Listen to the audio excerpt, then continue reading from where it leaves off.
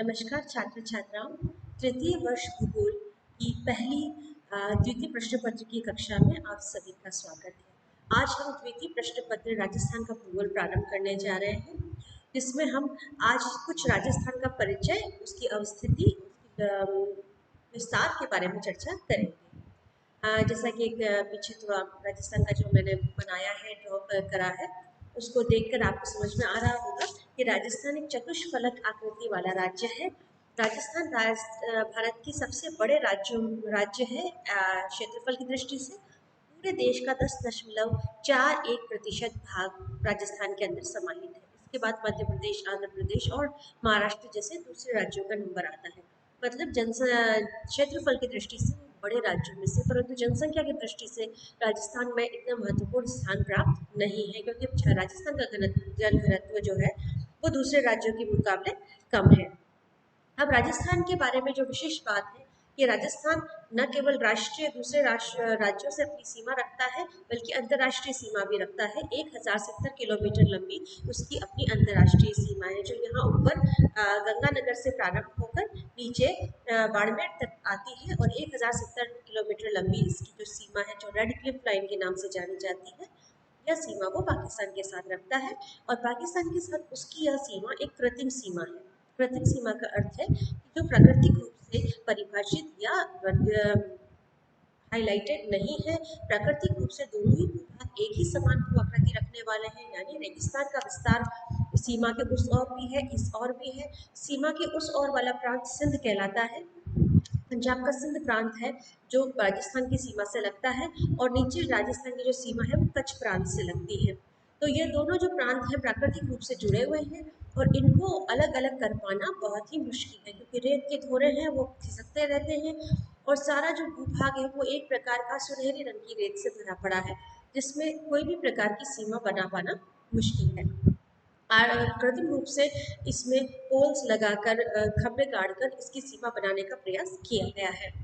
तो यह एक प्रकार की संवेदनशील सीमा है जो हमारी पाकिस्तान के साथ बनती है। इसके अलावा भारत के अन्य राज्यों के साथ राजस्थान अपनी सीमा बनाता है, और वो राज्य है पंजाब, हरियाणा, उत्तर प्रदेश, मध्य प्रदेश और गुजरात। इन चार पांच राज्यों के साथ हमारी अपनी सीमा लगती है।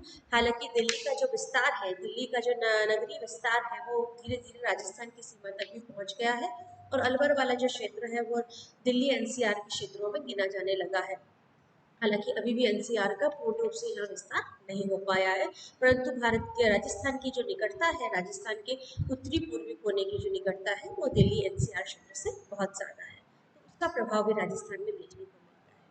कुल विस्तार के देखें तो जैसा मैंने ऊपर लिखा है, 3,42,239 वर्ग किलोमीटर क्षेत्र में राजस्थान का विस्तार है, और विस्तार की दृष्टि से यह इंग्लैंड से दोगुना है। हम आश्चर्य की बात है, इंग्लैंड जो प्रोत्साहन एक राष्ट्र है, उससे यह दोगुने विस्तार का है। कई सारे राष्ट्र जो है वो राजस्थान से कम विस्तार रखते हैं। जापान जो विश्व का जनसंख्या की दृष्टि से 7वां बड़ा देश है, वो विस्तार की दृष्टि से राजस्थान के लगभग बराबर ही है। तो राजस्थान का विस्तार बहुत ज़्यादा है, लंबा चौड़ा क्षेत्र यहाँ इसके पास है, परंतु जनसंख्या उतनी सघन नहीं है जितनी भारत के दूसरे राज्यों में देखने को मिलती है। तो यह एक विस्तृत क्षेत्र है जिसके अंदर बड़े पैमाने पर जनसंख्या निवास करती है। राजस्थान की लंबाई, जैसा कि मैंने इसमें दिखाया है, 826 किलोमीटर और चौड़ाई 869 किलोमीटर है, जो लगभग चतुष्फलक यानी चौकोर है। तो राजस्थान की जो आकृति है वो एक पतंगनुमा है, चौकोर आकृति है, और वो लगभग बराबर ही है लंबाई में भी और चौड़ाई में भी। और सीमाएं दोनों प्रकार की है, अंतर्राष्ट्रीय सीमा भी है और राष्ट्रीय सीमा है, परंतु राजस्थान की कोई जलीय सीमा नहीं है।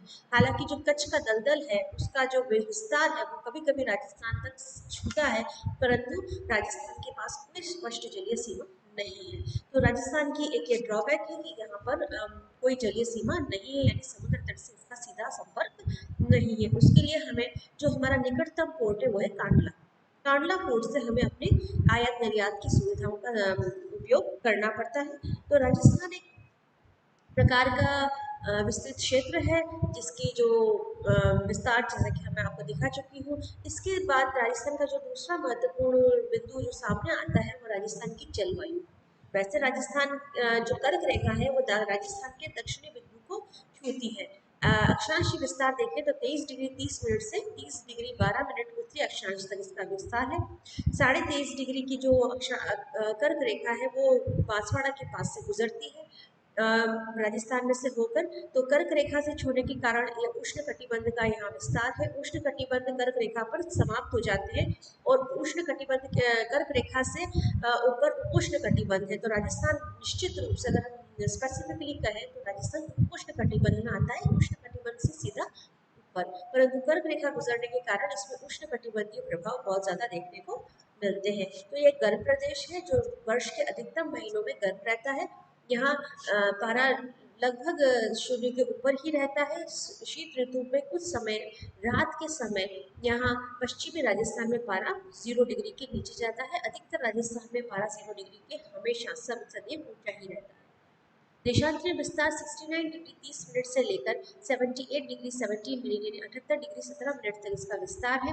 तो देशांतरीय विस्तार भी इसका करीब 11-12 देशांतर और 11-12 अक्षांश पर इसके विस्तार है। तो लगभग चतुष्फलक आकृति वाला यह राज्य है जिसका अपना लंबा चौड़ा क्षेत्रफल है। अब इसकी जलवायु जैसा हमने कहा उष्ण कटिबंधीय जलवायु है, परंतु वर्षा को लेकर यहाँ विशेष रूप से भिन्नता देखने को मिलती है। जैसे जैसे आप राजस्थान में उत्तर पश्चिम से दक्षिण पूर्व की तरफ प्रस्थान करेंगे तो वर्षा का प्रतिशत कम होता चला जाएगा।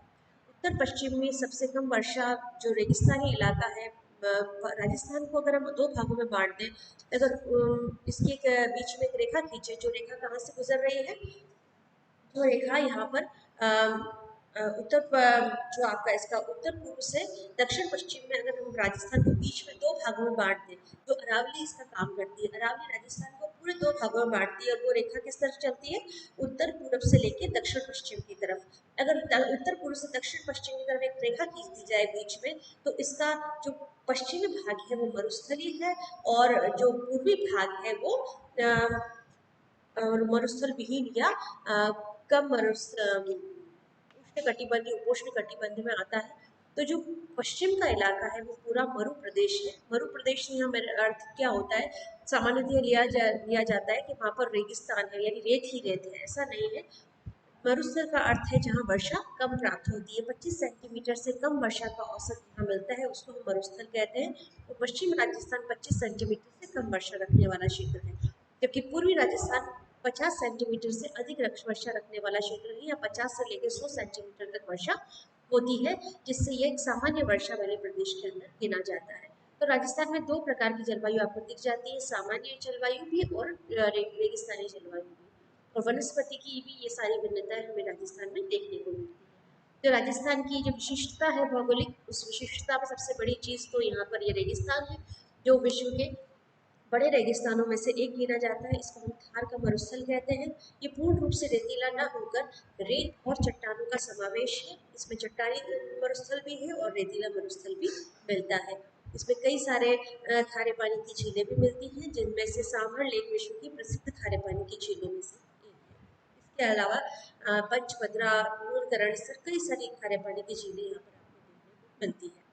इसके बाद जो आपका पूर्वी राजस्थान है जहाँ वर्षा की सामान्य स्थितियाँ देखने को मिलती है, जो अरावली द्वारा अलग हो जाता है थार के रेगिस्तान से।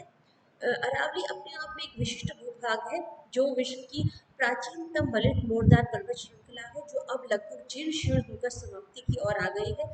सिर्फ दक्षिणी पश्चिमी जो कोना है अरावली का वही ऊंचा है, जहाँ शिखर ऊंचे दिखते हैं, संबद्ध दिखते हैं। आगे जाने पर अरावली पूर्ण रूप से विखंडित और जीर्ण शीर्ण और लगभग समाप्त प्राय देखने को मिलती है। ये विश्व की प्राचीन बलित मोरदार पर्वत श्रृंखला है। इसके बाद जब हम पूर्व में आते हैं और पूर्वी छोर पर आते हैं तो हमें प्रायद्वीपीय पठार का विस्तार दिखता है, जो मालवा पठार का ही एक एक्सटेंशन है। और यहाँ पर हमें पठारी क्षेत्र, जो प्राचीन पठार है, जो काली मिट्टी द्वारा, लावा की काली मिट्टी द्वारा बना है, वो पठारी क्षेत्र देखने को मिलता है। और पठार और अरावली के बीच में एक पट्टी है जो मैदानी है, जो पूरी उत्तर पूर्व से दक्षिण पश्चिम की तरफ फैली हुई है और वह पूरी पट्टी मैदानी है। तो हमें एक क्रमिक रूप से अगर हम इसको अगर देखते हैं राजस्थान को, तो हम अगर इसके उत्तर पश्चिमी कोने से लेकर आते हैं तो उत्तर पश्चिम में रेगिस्तान, फिर मध्य में इसका अरावली, फिर मैदान और फिर पठार। तो क्रमिक रूप से ये 3 भूभाग यहाँ देखने को मिलते हैं।